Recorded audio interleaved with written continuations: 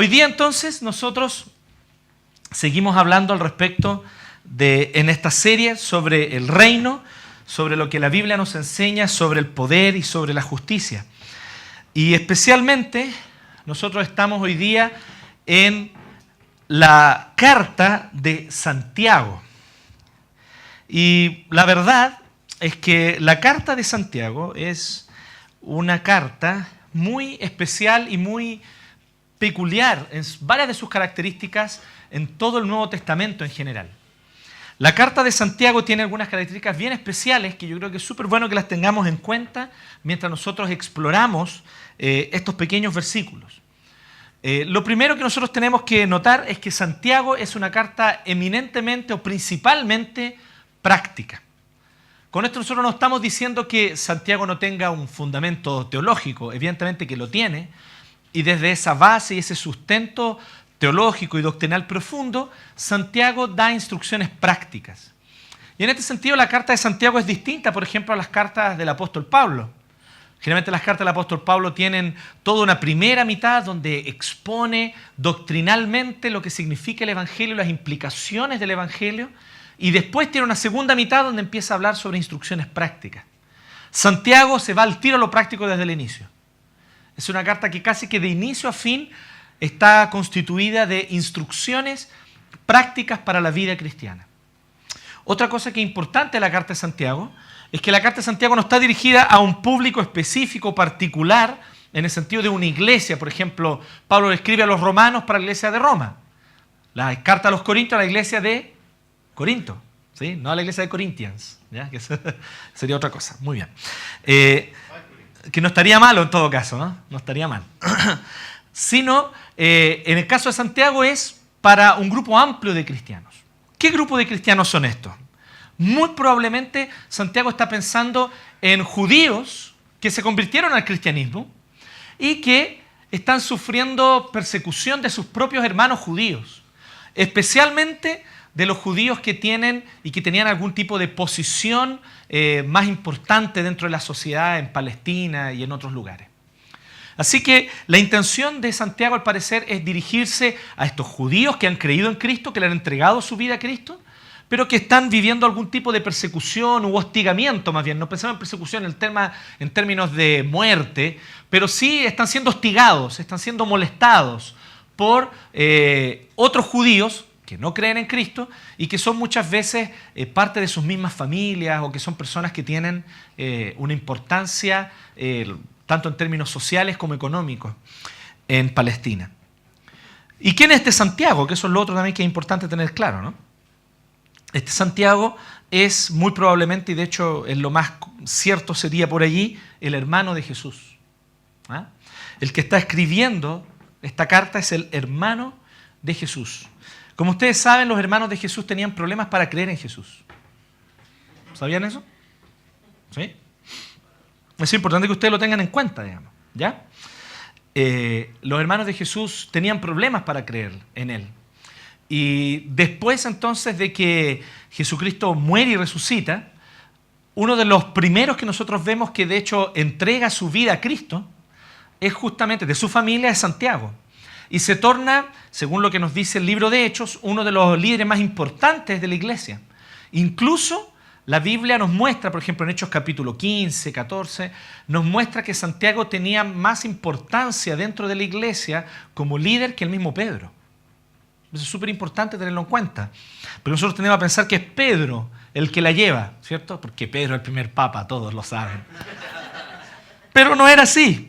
Primero porque el concepto de papa no existía en ese tiempo, no surge sino aproximadamente entre el siglo V y VI y empieza a darse este título al obispo de Roma, no se sabe bien por qué, ¿ya? Pero sí nosotros podemos decir de que si bien Pedro tiene un protagonismo especial en toda la misión de Jesús y en la misión de los apóstoles, Santiago claramente tiene un liderazgo en la iglesia de Jerusalén, que es la principal iglesia, la madre de todas las demás iglesias del Nuevo Testamento, es la iglesia de Jerusalén. Así que Santiago es un líder y pasa a ser un líder dentro de la iglesia. Y esto entonces se hace notorio. Bien, así que este Santiago escribe esta carta. Una carta muy práctica y una carta que personalmente me fascina por varios motivos. Y una de ellas es porque efectivamente esta carta es como que decanta en un montón de instrucciones prácticas, como bien hemos dicho todo este tiempo, en un montón de instrucciones prácticas, todos los preceptos teológicos del Evangelio. Y es imposible leer la carta de Santiago y no sentirse profundamente humillado. A no ser que la leas superficialmente sin pescar lo que está diciendo. Pero si tú tomas la carta de Santiago y los desafío a que lo hagan, se para 30 minutos, no toma más que eso, es corta, pero 30 minutos en silencio, sin interrupciones, apaga la tele, apaga el celular, 30 minutos. Y lee la carta de Santiago. Lo digo que cometí el error de hacer eso. Digo yo el error. Y entonces es casi que imposible, digamos, no ser humillado, ¿sí? Obviamente lo de error es irónico, ¿okay? No pienses que es un error leer la carta de Santiago. Pero uno se siente profundamente humillado. La carta de Santiago te habla sobre qué es lo que implica el Evangelio en términos prácticos, en el trato unos con otros, en el uso de la lengua, en las cosas que hablamos, que decimos. Habla al respecto de qué es lo que implica en el trato con el más necesitado, en cómo nosotros nos tratamos unos a otros en la iglesia. Es interesante ver de que empezamos a darnos cuenta de que en muchos aspectos el Evangelio parece no haber decantado en todas las áreas de nuestra vida. Que todavía hay muchas cosas que simplemente nosotros no permitimos que el Evangelio empape esas cosas. Las mantenemos ahí desde una perspectiva mundana, carnal. Y insistimos muchas veces incluso en que eso sería normal. Pero no necesariamente lo es. Así que los desafíos, lean la carta de Santiago completa y van a ver cómo el Señor habla a sus corazones, cómo el Señor nos llama al arrepentimiento, incluso de manera súper explícita. Hay un momento en el que el apóstol Santiago dice, Santiago está diciendo claramente y dice a las personas, arrepiéntanse, lloren. Ya no es tiempo de pensar que la cosa está así liviana, es tiempo de arrepentirse y llorar. Entonces, muy interesante poder ver la carta de Santiago. Ok, bien al inicio, Santiago toca este tema y habla este texto que nosotros leímos recién. Cortito. El hermano de condición humilde debe sentirse orgulloso ¿de qué? De su alta dignidad. Y el rico, de su humilde condición. ¿No les parece paradojal esto? ¿No es interesante? Podríamos decir, bueno, el rico tiene que agradecerle al Señor por todas sus riquezas. Pero no es eso lo que Santiago está expresando. ¿Se fijan en eso, no? Él dice que el rico debe sentirse orgulloso, y la palabra sentirse orgulloso en realidad, o el concepto de sentirse orgulloso, tal vez no es la mejor traducción. Aquí la NBI tal vez no nos permite vislumbrar bien lo que está diciendo Santiago, y además el sentirse orgulloso generalmente tiene que ver y tiene con una connotación más bien negativa. Pero la idea de sentirse orgulloso, que está traducido aquí con esas palabras, la idea en realidad apunta hacia gloriarse, hacia gozarse en algo, sentir gozo en alguna cosa. Entonces está diciendo que uno debe sentir gozo si es alguien pobre o de humilde condición, en su alta dignidad. Y si es rico, en su humilde condición. Y entonces él hace una exposición, él dice, el rico pasará como la flor del campo. El sol, cuando sale, seca la planta con su calor abrasador. Y a la planta se le cae la flor y pierde su belleza. Así se marchitará también el rico en todas sus empresas. Durante un buen tiempo, los cristianos hemos permitido que ciertos discursos estén en la boca de aquellos que no temen a Dios, cuando en realidad pertenecen a nosotros, a los cristianos. Y uno de esos es justamente el tema de la justicia social. Hoy día es como que no se puede hablar de justicia social sin que te asocien con socialismo. Y eso es profundamente lamentable. Porque si Marx de algún lugar sacó esa idea, fue de la Biblia. Su papá era rabino. Nosotros lamentablemente hemos permitido que algo que nos pertenece, personas sin temor de Dios, y desde un marco de entendimiento absolutamente ateo y anticristiano, estén hablando y adueñándose y monopolizando un discurso que no les pertenece. No les pertenece. Porque para que haya justicia tiene que haber un juez y legislador absoluto sobre el universo que ve y conoce los actos, actitudes y corazones de todos los hombres y mujeres. No puede hablar de justicia. No puede hablar consistentemente de justicia el que no cree en la existencia de un supremo juez y legislador. ¿Qué es lo máximo que puede decir alguien que no cree que existe Dios? ¿Qué no está de acuerdo con las convenciones sociales nuestras actuales? Eso sería lo máximo. Aún así sería algo bastante relativo, ¿no es cierto? ¿Por qué razón entonces preocuparnos con las injusticias que ocurren en África, en Asia? Son otras culturas, ¿o no? Son otras formas de organizarse socialmente con sus propias leyes y dejen nomás que la circuncisión femenina exista. Dejen nomás que a las niñas con 8 o 9 años ya las casen con hombres de 40, 50 años.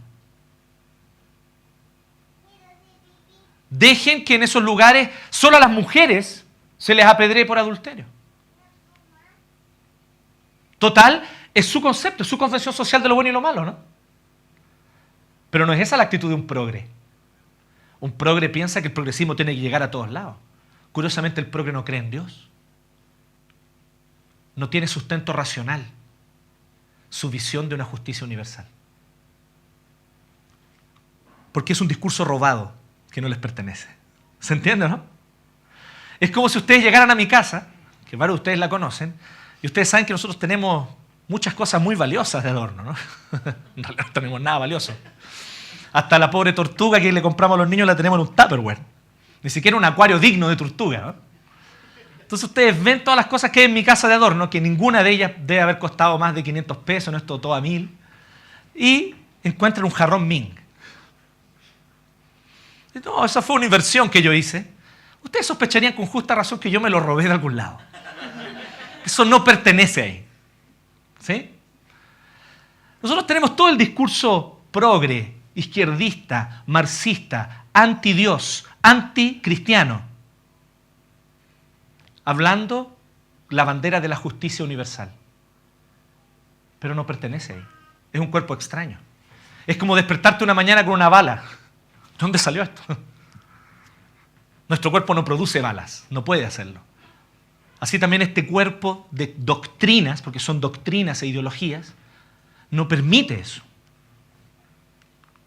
¿Cuál es una de las cosas que yo creo que la iglesia debe hacer? No es la única, pero una de las cosas que debe hacer es volver a tomar los discursos que siempre nos pertenecieron a nosotros. Y entonces, en la cosmovisión y en la idea marxista, existe una idea de que la única forma de que haya justicia es que se le dé poder al oprimido para que el oprimido pueda vengarse de quien lo oprimió, tomar el poder y una vez en el poder entonces poder destruir a todos aquellos que lo oprimieron por largo tiempo. De esa manera se va a producir alguna especie de igualdad. Ustedes saben, y ya la historia del siglo XX nos enseñó suficientemente que eso no es así. Pero existe un concepto en la Biblia de humillación y exaltación. ¿Se acuerdan del cántico de María? Hablaba de Dios haciendo que los ricos se fueran con las manos vacías y llenando de pan a los pobres, ¿se acuerdan? Hablaba de cómo el Señor exaltaba a los humildes pero quitaba de sus tronos a los poderosos. Y leemos eso y decimos, esto es una inserción marxista posterior. ¿Sí? Así de ajenos somos a nuestra propia doctrina bíblica. Y es nuestra, nos pertenece a nosotros. Nosotros tenemos que mirar y darnos cuenta que la Biblia sí habla de eso. Habla un principio que Jesucristo enseñó constantemente. Todo el que se exalta será humillado. Todo el que se humilla, sin embargo, será exaltado. Hay una gran diferencia en el corazón de la visión marxista, progresista, izquierdista, lo que quieran ponerle. La motiva el odio. Es motivada por el resentimiento. Y es motivada por la rabia, la ira y el resentimiento, la envidia. Porque yo siento que me pertenece a mí, que yo también debiera tener acceso a eso. Y me siento profundamente indignado, enojado y lleno de odio y de ira. Y aquí nosotros vemos que entonces el corazón es totalmente distinto al corazón del cristianismo. El corazón del cristianismo es: ama a Dios sobre todas las cosas y a tu prójimo como a ti mismo. Entonces el concepto de humillación y exaltación es visto desde el marco y desde el corazón, desde la raíz de un mensaje que nos invita a amar, a renunciar a mí mismo por el bien del otro. Si nosotros empezamos, por lo tanto, a darnos cuenta de esto, nos vamos a dar cuenta que el discurso de humillación y exaltación desde una visión bíblica consiste en primer lugar en algo que Dios hace. Dios realiza esta humillación, esta exaltación. Dios usa los medios que Él quiere usar, pero Dios nos invita a nosotros también a tener conciencia de qué manera nosotros, si hemos sido exaltados por Dios en algo, recordemos que fue Él y su soberanía que lo hizo y seamos humildes. Y si hemos sido por alguna razón humillados, recordemos que eso no elimina nuestra dignidad. Porque yo sigo siendo hijo de Dios por su gracia y por la obra que Él hizo por mí. El Evangelio, por lo tanto, me permite estar dispuesto a ser humillado, sin sentir que mi identidad es profundamente quebrada o puesta en jaque. Así que la carta de Santiago nos invita, en primer lugar, a ver que el Evangelio humilla y exalta. El Evangelio humilla y exalta. ¿Por qué humilla y exalta? Primero, porque da dignidad al despreciado. La Mildred lo dijo súper bien hablando en la Lección Divina. Dios bajó para estar a nuestra altura. Y en ese gesto nos dignificó. Cuando Él tomó naturaleza humana y cuando Él vino y tomó esta naturaleza humana y se hizo hombre, verdadero hombre, Él dignificó a la humanidad para siempre. Y desde ese punto en adelante, Él nos mostró no solamente la dignificación por el hecho de haber sido creados a imagen y semejanza de Dios, sino también porque Dios mismo, en su plan de rescate por nosotros, vino y tomó y asumió la naturaleza humana. Así que Él dignifica, Dios dignifica a aquel que ha sido despreciado. Hay varias cosas que te hacen ser un despreciado en la sociedad. Y una de ellas, ciertamente, es el no tener dinero. La otra es no tener poder. Y básicamente el dinero y el poder son dos importantes ídolos que muchos buscan para a partir de ahí definir su identidad. Ojo, no todos quieren dinero, ¿eh? Como les digo, el dinero y el poder. A veces nosotros hacemos un análisis muy superficial, por ejemplo, de la política. Y decimos, oye, sí, porque los políticos son corruptos y roban dinero. Y no todos hacen eso. Pero eso no los hace buenos, necesariamente. Algunos efectivamente están ahí porque están buscando poder. Y quieren tener poder. Y no les importa incluso no enriquecerse. Eso incluso les da la autoridad moral para seguir acumulando más poder. Entonces, no todos están buscando dinero. No se engañen. El poder es también seductor. Pero cuando tú no tienes dinero ni poder, y cuando más encima tú estás en un ambiente donde ni siquiera pudiste tener acceso al dinero y al poder, donde a lo mejor los accesos estuvieron, pero extremadamente limitados.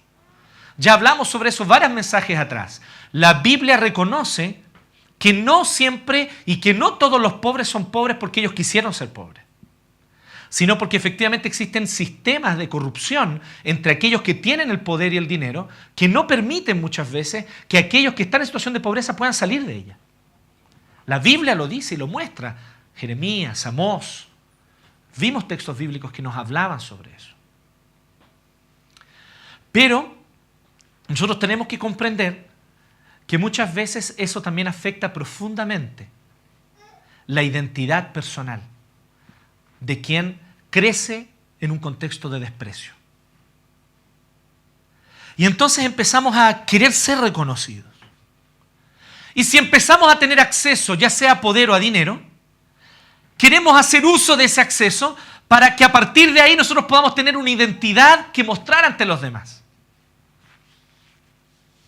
Es interesante porque algunas personas dicen así, oye, me han dicho a mí, me han dicho, oye, pero si tú sabes de dónde vengo, yo me crié en un contexto sumamente humilde.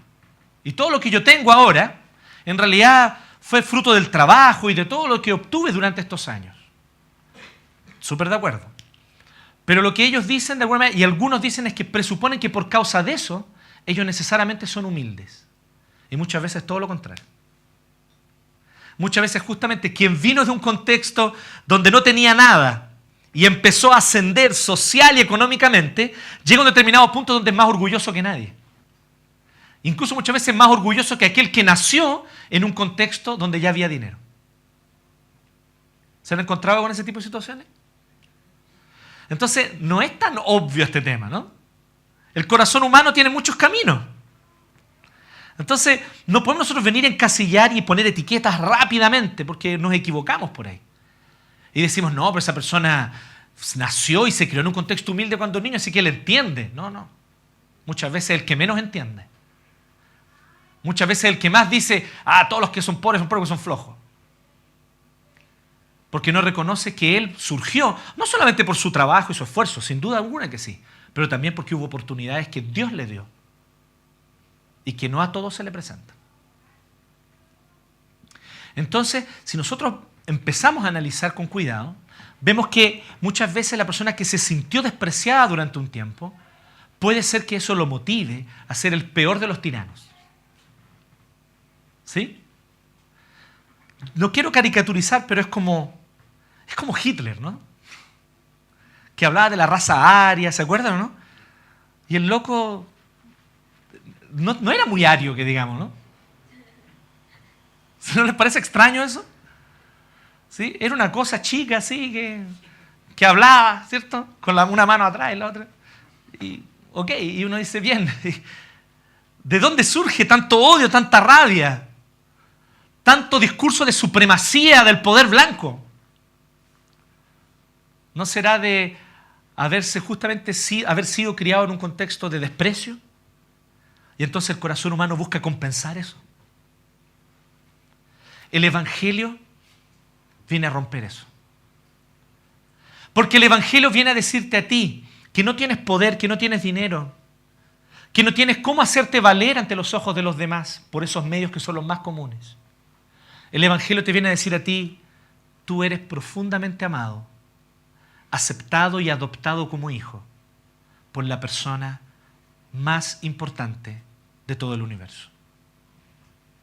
El Dios creador de todas las cosas, dueño soberano de todo, te hizo su hijo solo por gracia. Y este mensaje del Evangelio puede dignificar el corazón. Porque el corazón que está anhelando, el corazón que está buscando, el corazón que está corriendo para que me reconozcan, me valoren, me quieran, me tengan respeto y me den respeto, ese corazón deja de buscar eso porque entiende, he sido amado, soy amado, fui aceptado y solo por gracia. Dios me amó gratuitamente, me hizo su hijo, me sentó en su mesa, soy su heredero y voy a heredar la tierra. Soy heredero de la tierra. Este tiempo presente, este sistema presente, se pudre cada día más. Va hacia la destrucción y se va a acabar. Y cualquier poder, dinero, influencia que obtengas en este sistema es pasajero. Pero ser llamado hijo del rey, del reino futuro que permanecerá por siempre. Cuando entendemos y medimos el nivel de lo que esto significa, entonces el corazón encuentra paz, encuentra calma y ya no está buscando, necesitando en cada momento probar que tiene valor. Es como esa película del luchador de Kung Fu con el pistolero. No sé si la conocen. Y luchan los dos solos. El pistolero siempre quería mostrar que era el más bacán. Y tenía duelos y mataba a todo. Y era el pistolero bacán. Y un día se encuentra con el maestro de Kung Fu. Y le trata de disparar al maestro de Kung Fu, pero el maestro de Kung Fu era seco. Desviaba las balas, los Matrix. No había forma de que... Y están peleando los dos solos en el desierto. Nadie está viendo.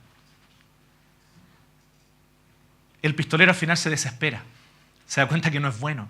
Se da cuenta que no le puede ganar al maestro Kung Fu. Cuando se da cuenta de eso, el maestro Kung Fu le toma la pistola, se dispara y se mata. Y antes de morir le dice, no necesito demostrarle nada a nadie. Anda y cuéntales a todos que me mataste.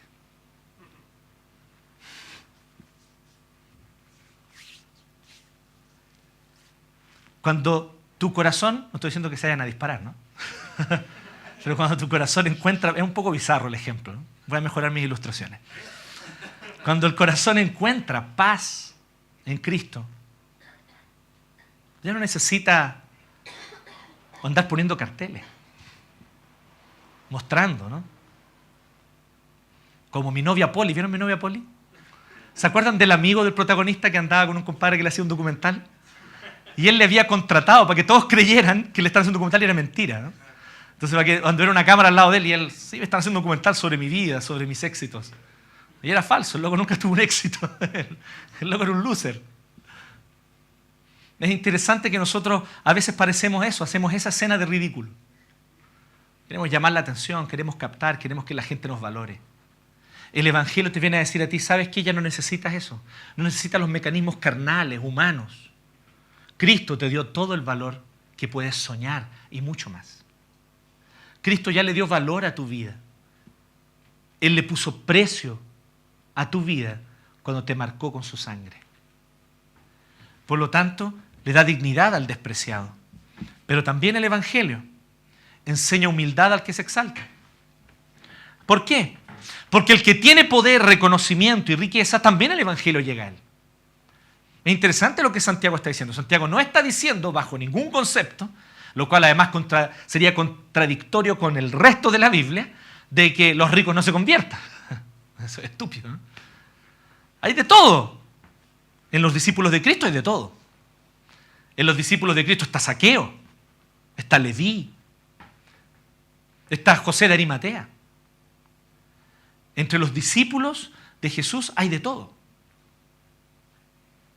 Y lo que nosotros vemos es que a aquellos que tienen ya posición, a aquellos que tienen ya reconocimiento, a aquellos que ya tienen por causa de su dinero, de su poder, admiración de los demás, el Evangelio les viene a recordar, tú no vales nada porque no importa el dinero, no importa el poder, no te puedes salvar. Si Dios no viene e interviene, no hay salvación para ti. No es como aquel chiste de Quino, donde aparece un hombre millonario leyendo en la Biblia y decía así, que es más fácil que pase un camello por el ojo de una aguja que un rico sea salvo, entre el reino de los cielos. Y entonces el tipo viene, marca el teléfono y le dice a la secretaria, por favor, comuníqueme con las acerías no sé cuantito en Alemania y dígales por favor que me hagan una aguja gigante y mida y llame al Museo del Cairo y vea las medidas de un camello. O sea, ¿cuál es la idea de esto? Que yo con mi dinero puedo resolver mi tema de la salvación. Pero eso es imposible. Eso es una estupidez, digamos. La metáfora de Jesús es justamente de que algo que es imposible para los hombres, Dios lo hace posible. Porque ¿cómo tú humillas un corazón que ha sentido por largos años que tiene poder y ascendencia sobre otros por causa del dinero o por causa del poder o de la posición social que tiene? ¿Cómo humillas un corazón así? Humanamente no lo podemos hacer. Pero el Espíritu Santo sí lo hace. Dios sí lo hace. Así que Dios viene y humilla el corazón y le recuerda que es pecador. Que es pecador. Cuando nosotros decimos, Jesucristo murió por mí, ¿qué es lo que tú estás reconociendo implícitamente? Soy pecador y no me puedo salvar a mí mismo. Estoy en un estado de pobreza espiritual tan terrible y tan lamentable y de tanta miseria que si Dios no interviene, yo no voy a tener cómo salvarme. Y Dios intervino y por su intervención puedo ser salvo. Porque no se trata de poder, de influencia, de inteligencia, de esfuerzo. Se trata de Dios quien tiene misericordia. Por eso que predicar la gracia es lo mejor que uno puede hacer, porque da dignidad al despreciado, pero la gracia también humilla al que cree que es algo por sí mismo. Cristo desde la cruz nos está diciendo dos cosas: que nuestro estado de miseria es tan deplorable que el Hijo de Dios tuvo que morir por nosotros, y que somos tan profundamente amados y valorados que el Hijo de Dios murió voluntariamente por nosotros. Así que el Evangelio humilla y exalta. Pero no solamente hace eso. El Evangelio también deshace el orgullo humano en general. Deshace el orgullo humano en general. Porque no importa lo que tú tengas. Primero, lo que nos dice Santiago es que es vano confiar en las riquezas. Es vacío. Y recuerda que hay dos formas de confiar en las riquezas. Una es cuando tú ya tienes riquezas y confías en que tu vida está segura porque tienes riquezas. Es vano. Pero hay otra forma de confiar en las riquezas. Es cuando tú no las tienes y envidias a quien la tiene. Anhelas tenerla. Y fantaseas antes de acostarte, antes de dormirte en la noche. Cuando tenga esto, mi vida será completa. Cuando tenga esto otro, entonces mi vida tendrá propósito. Cuando llegue a tal posición social, entonces mi vida tendrá un sentido. Eso también es confiar en la riqueza. Así que no se engañen, no confíen en las riquezas solamente el rico. Muchos que no tienen riquezas confían tanto o más en las riquezas, porque las anhelan, las desean como si fueran el Mesías. Cuando mi posición social mejore, mi vida será feliz. Si no eres capaz de ser feliz ahora, donde estás y con lo que tienes, nunca serás feliz, amigo. Abre los ojos. Nunca. Nunca. Es la lección que el apóstol Pablo aprendió. Aprendí a ser feliz en la abundancia y también en la escasez. Aprendí a ser feliz en cualquiera de estas circunstancias. Por lo tanto, si nosotros vemos, Dios deshace el orgullo humano, porque nos dice, es vano confiar en las riquezas. Ellas no son las que van a solucionar tu vida. Ellas no son las que te van a ti permitir ser alguien que tiene valor, y tu identidad no se va a fundamentar en eso. Tu identidad no se va a afirmar por causa de tener riquezas. Pero entonces, hay otro principio que la Biblia enseña en varios otros lugares y que de alguna manera Santiago aquí lo deja entrever. Miren lo que dice el versículo 10 y 11. Dice, el rico pasará como la flor del campo. El sol cuando sale seca la planta con su calor abrasador. Ojo, abrasador con S, ¿ya? Así que tiene que ver con el calor, ¿sí? Con brasero, ¿sí? Y no con abrazar. ¿Ya? Algunos dicen, es calor abrasador, ¿sí? La abrazó. No es ese el sentido, eso sería con Z. A la planta, se le cae la flor y pierde su belleza. Así se marchitará también el rico en todas sus empresas. O sea, aquí no está diciendo, a lo mejor las riquezas durarán por siempre para el rico. No lo está poniendo como una posibilidad, o a lo mejor puede que las pierda. No, lo que está diciendo es una seguridad. Está diciendo, mira, no importa si durante su vida o después que muera, pero esas riquezas se van a acabar. Es una seguridad. ¿Qué es lo que entonces debe hacer aquel que tiene riquezas?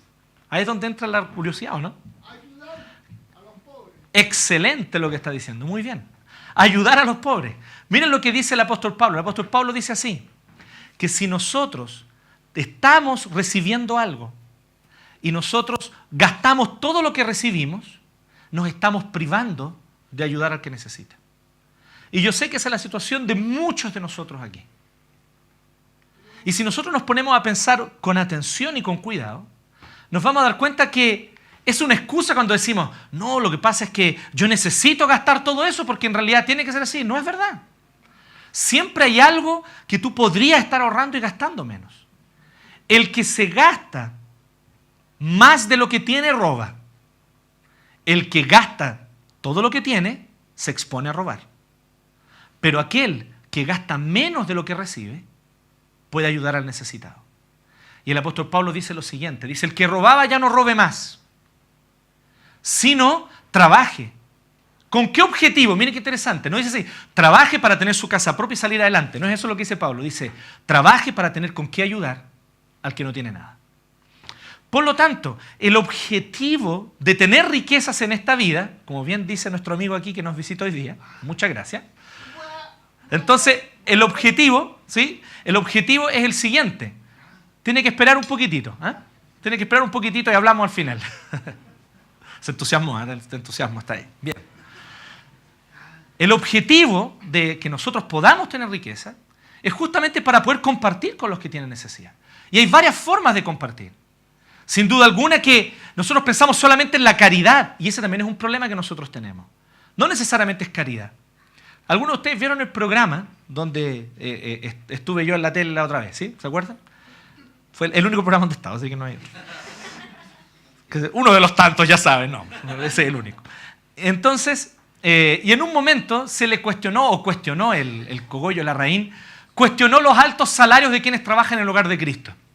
La verdad es que encontré patético su argumento. Pero no tiene nada que ver. La persona que trabaja en el hogar de Cristo puede tener el salario que merece la administración y el trabajo que él tiene. Pero hay un detalle más importante que ese, que nadie le dijo al Cogollo Larraín en ese momento. Porque además todo ocurre muy rápido en el programa y había que cortar y pasar a lo siguiente. Pero, ¿cuál es el tema? El tema es el siguiente. Él no sabe cuánto de eso, ese director del hogar de Cristo, entrega a los más necesitados. Él no tiene idea. Y ni tú ni yo no lo sabemos, porque eso no va a salir reflejado en la página web. Tú no sabes cuánto de eso esa persona está entregando. ¿Cuánto de eso esa persona está aportando para generar a lo mejor algo? ¿Cuánto de eso él tal vez está involucrado en una empresa que provee empleo a quienes no lo tienen? El análisis no es tan simple, ¿me entiendes? No es tan sencillo. Si Dios a ti te permitió un buen salario, o si Dios a ti te permitió que de alguna manera tú puedas obtener bienes más allá de los que simplemente cubren tu necesidad, fíjate, piensa bien. Comida, la ropa, el techo, estamos ok. Y sobra. Tal vez así un poquito, tal vez así un tanto, tal vez harto. Bueno, eso tú tienes que aplicarlo para poder reinvertirlo en aquellos que necesitan. Siglo XVI y XVII. Algo interesante ocurrió en la historia del cristianismo. Ocurrió el hecho de que muchas personas en Europa, por causa de que la Biblia fue traducida a su idioma, creyeron en Cristo y le entregaron su vida a Cristo. Y muchos de ellos con un ánimo y un espíritu emprendedor, que quisieron levantar industria, hacer industria. Pero algo ocurrió con esas personas que habían conocido el Evangelio. Empezaban ellos, primera cosa, tenían una ética del trabajo extraordinaria. Ellos entendían que el trabajo lo hacían para Dios, así que buscaban la excelencia en lo que hacían. Por causa de esa excelencia, muchas de sus industrias y empresas prosperaban. Pero cuando prosperaban, ¿qué hacían con el excedente? Ahí entra un factor sumamente interesante. Ese excedente, en vez de gastarlo en lujos, lo reinvertían para producir más empleo, para que más personas que no tenían oportunidad de trabajar pudieran trabajar. Porque la forma ideal de ayudar al necesitado es proveyéndole oportunidad de dignificarlo mediante el trabajo. Eso es mucho más valioso que la caridad.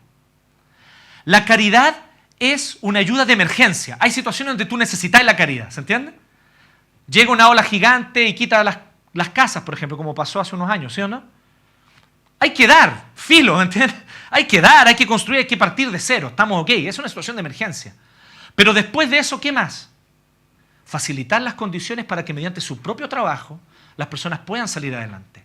Porque esto no se trata simplemente de tener ingresos y de tener bienes. Se trata de tener dignidad. Dignidad. Y no tiene dignidad el que solo se limita a recibir. Tiene dignidad aquel que hace uso de sus capacidades intelectuales y físicas para obtener en cambio algo como fruto de eso. Allí hay dignidad. Por lo tanto, si nosotros miramos bien, lo que la Biblia nos presenta es un panorama muy interesante. Nos desafía a lo siguiente, a que nuestros corazones puedan estar satisfechos en el Evangelio. Porque si nuestro corazón está satisfecho en el Evangelio, entonces nosotros no vamos a buscar el excedente para nosotros. Vamos a estar dispuestos a reinvertir ese excedente para bendecir a otros. ¿Por qué no hacemos eso? Porque lamentablemente muchos de nosotros caemos en lo que dice Jesús, de tener el corazón dividido con dos señores. Adoramos a Cristo, pero también adoramos el acceso a bienes y servicios que nos da una sociedad de consumo. Y no queremos perder esos privilegios. No queremos perder esos privilegios. Si todos van y frecuentan ese lugar, yo también quiero ir y frecuentar ese lugar. Si todos tienen acceso a determinado vehículo, yo también quiero tener acceso a ese vehículo. Si todos tienen, yo también quiero, y así. Vamos entonces queriendo satisfacer nuestro corazón, como si nunca hubiéramos encontrado a Cristo, que es el tesoro mayor. Entonces, ¿por dónde tenemos que empezar? Tenemos que empezar por sentir satisfacción real en Cristo. Entonces nosotros vamos a estar felices con cubrir nuestras necesidades y vamos a estar dispuestos a invertir el excedente o reinvertirlo en aquellos que necesitan. Pensemos bien entonces en la lógica bíblica. Dios deshace el orgullo humano porque es vano confiar en las riquezas, pero también nos muestra lo siguiente. Nos dice esta seguridad, las riquezas se van a acabar. Va a pasar. Por lo tanto, ahora que las tienes, si es que las tienes, úsalas bien. Inviértelas bien. Porque si las inviertes para ti mismo, ahí queda. Ya tienes tu recompensa, como diría Jesús. Pero si las inviertes en otros, entonces el que te va a recompensar va a ser Dios. Y los intereses con los que Dios recompensa son mucho más altos. Mucho más altos. Eso es lo que dice Jesús. Por lo tanto, tenemos nosotros la oportunidad de ser parte, de dar dignidad a otros. De dar dignidad a otros. Finalmente, tenemos el ejemplo de Jesús. El ejemplo de entrega de Jesús es lo que nos debe motivar y lo que nos motiva. ¿Y qué es lo que nos motiva? El hecho de que Jesucristo dijo así, el apóstol Pablo, hablando de Jesucristo. Ya conocen la gracia de nuestro Señor Jesucristo. Él era rico, pero por causa de ustedes se hizo pobre, para que mediante su pobreza ustedes llegaran a ser ricos. ¿Dónde está el apóstol Pablo diciendo esto? Justamente cuando está haciendo un llamado a la iglesia a ser generosa en las ofrendas. ¿No es interesante que el apóstol Pablo nos dice así? Miren, sean generosos en las ofrendas porque si no lo son, Dios les va a quitar lo que tienen. Él no usa el argumento del miedo. Pero tampoco usa el argumento de la recompensa barata, digamos, diciendo, ¿saben qué? Denle a Dios 10 y Él te va a dar 100. No, Él tampoco está diciendo eso. ¿Cuál es la motivación que Pablo quiere que las personas tengan? Él les dice que la motivación que deben tener es Cristo, el Evangelio. Miren a Cristo, miren el Evangelio, miren lo que Cristo nos muestra con su muerte en la cruz. Que eso conmueva sus corazones. Y entonces nosotros nos vamos a recordar de algo. Yo era pobre. Yo soy pobre. ¿Qué tengo yo que ofrecerle a Dios? ¿Qué tengo yo que entregarle a Dios? ¿De qué manera yo puedo siquiera llegar a negociar con Dios? No hay forma de negociar con Dios. Lo que Dios nos ha dado, lo que Dios nos ha entregado es gracia. Por lo tanto, ¿quién de nosotros, por mucho que tenga, puede decir que es verdaderamente rico? Si incluso los bienes materiales que podamos tener son momentáneos, van a pasar. ¿No es eso lo que dice Santiago? Entonces, ¿podemos decir que soy rico por mí mismo? No. Puedo decir que mi única riqueza está en la sangre de Cristo. Entonces ahí está la clave. Ahí está la clave. Los desafío a que lean la epístola de Santiago completa. Van a tener muchas instrucciones prácticas ahí. De todo tipo, no solamente con respecto al tema de las riquezas, sino también con respecto a muchas otras cosas. Y yo sé, muchos de ustedes, la mayoría de hecho, están luchando para sacar adelante su casa. Eso está claro, están luchando para parar la olla. Yo sé que es el caso de la mayoría aquí. Yo no estoy diciendo que haya aquí entre nosotros alguien que ya tenga tanto que diga, bueno, ahora regalaré entonces un teatro Ictus para Iglesia 1. No. Pero, aunque si algún día pueden hacerlo, serán bienvenidos. Pero no es eso. Nosotros sabemos que estamos en otras, pero la situación sigue siendo la misma. Miren cómo el apóstol Pablo dice. El apóstol Pablo dice, le dice al que robaba, miren, ya no robe más, trabaje para tener con qué ayudar al que tiene necesidad. El apóstol Pablo nunca dijo que es responsabilidad de ayudar a los necesitados solo al rico. Entonces déjame decirte que muchos de nosotros estamos en pecado. Porque nos excusamos en que apenas me alcanza a parar la olla para no ayudar al necesitado. Según el apóstol Pablo, siempre, aunque sea poco, siempre yo puedo dar al necesitado. Incluso cuando estoy en una situación donde a lo mejor estoy necesitando de ayuda, pero también puedo dar al necesitado. Esa es la característica de los principales planes de desarrollo que se han desarrollado, que se han hecho en muchos de los sectores de mayor pobreza, especialmente en África.